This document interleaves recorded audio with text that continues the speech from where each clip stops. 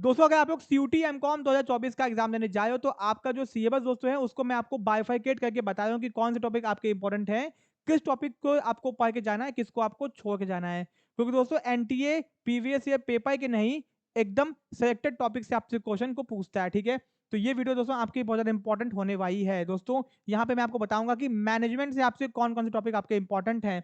अब दोस्तों मैनेजमेंट, जिसको आप लोग बिजनेस मैनेजमेंट के नाम से भी जानते हो, यहाँ पे आपका एसेंशियल ऑफ मैनेजमेंट लिखा हुआ, उससे कोई मतलब नहीं है। अब दोस्तों यहाँ पे ध्यान देना कि आपका मैनेजमेंट का जो nature and scope and functions of management यानी कि फर्स्ट चैप्टर है, बहुत इंपॉर्टेंट है। दोस्तों फर्स्ट चैप्टर के अंदर मैनेजमेंट का फीचर बताया गया है। मैनेजमेंट साइंस होता है कि आर्ट होता है कि प्रोफेशन होता है, ये पूछा गया आपसे।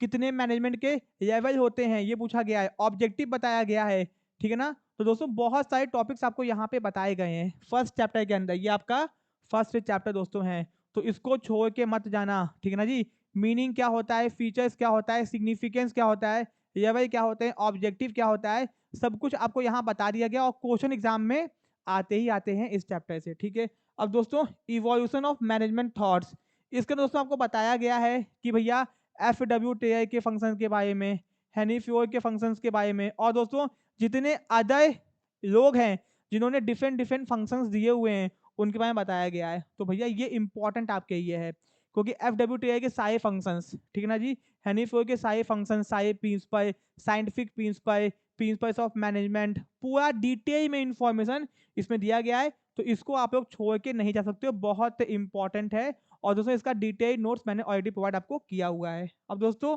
प्लानिंग चैप्टर, प्लानिंग के प्रोसेस से बहुत बार क्वेश्चन आता है कि प्लानिंग के प्रोसेस से पूछता है, प्लानिंग के लिमिटेशन से पूछता है क्वेश्चन, तो प्लानिंग के प्रोसेस से पूछता है, प्लानिंग के लिमिटेशन से पूछता है, या फिर टाइप्स ऑफ प्लान से क्वेश्चन दोस्तों पूछता है, ठीक है ना जी। तो ये आपके इंपॉर्टेंट हो जाता है। देखो प्रोसेस ऑफ प्लानिंग बहुत इंपॉर्टेंट है, इसके स्टेप्स कि भैया कौन सा फर्स्ट स्टेप है, कौन सा सेकंड स्टेप है, कौन सा प्लानिंग का प्रोसेस का स्टेप नहीं है, ठीक है।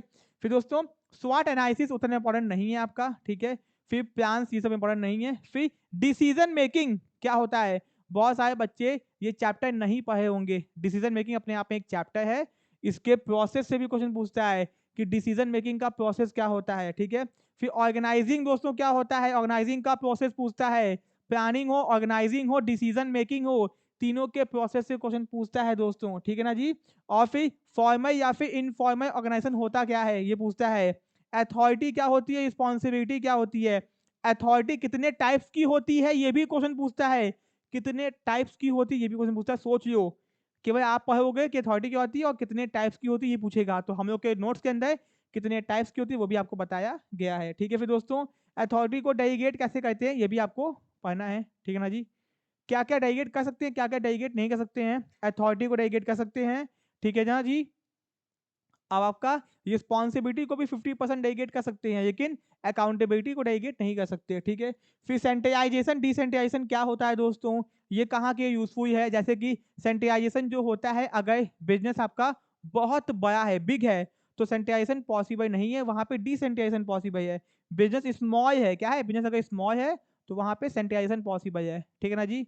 अब दोस्तों यहाँ पे आपका आता है बिजनेस ऑर्गेनाइजेशनल चार्ट, ये आपका इंपॉर्टेंट नहीं है। हाँ ये पूछता है कि लाइन ऑर्गेनाइजेशन का और नाम क्या है, मिलिट्री ऑर्गेनाइजेशन, ठीक है ना जी, ये भी पूछता है।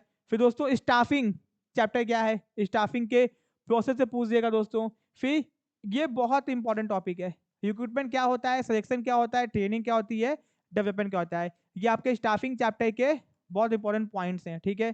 फिर दोस्तों डायरेक्टिंग चैप्टर से पूछेगा क्वेश्चन, इसमें आपका सुपरविजन, मोटिवेशन, लीडरशिप, कम्युनिकेशन, एकदम याद कर लो, supervision, motivation, leadership plus communication, इससे क्वेश्चन आना ही आना है जो कि आपको नीचे दिया हुआ है।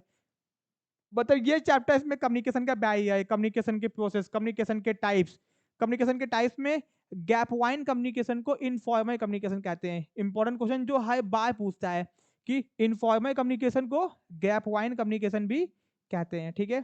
फिर दोस्तों कंट्रोलिंग चैप्टर से क्वेश्चन पूछता है, कंट्रोलिंग के टाइप्स पूछता है। कभी कभी एमबीए और एमबीए का फुल फॉर्म, एमबीए का फुल फॉर्म पूछ देता है दोस्तों, ठीक है ना जी।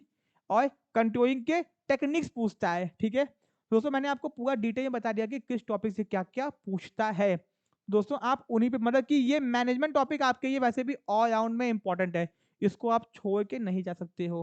सपोज आप प्लानिंग पढ़ोगे तो प्लानिंग के प्रोसेस पे फोकस करना, डिसीजन मेकिंग के प्रोसेस पे फोकस करना।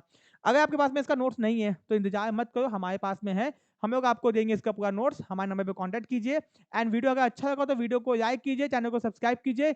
मिलते हैं अपने नेक्स्ट पार्ट में। Thank you so much.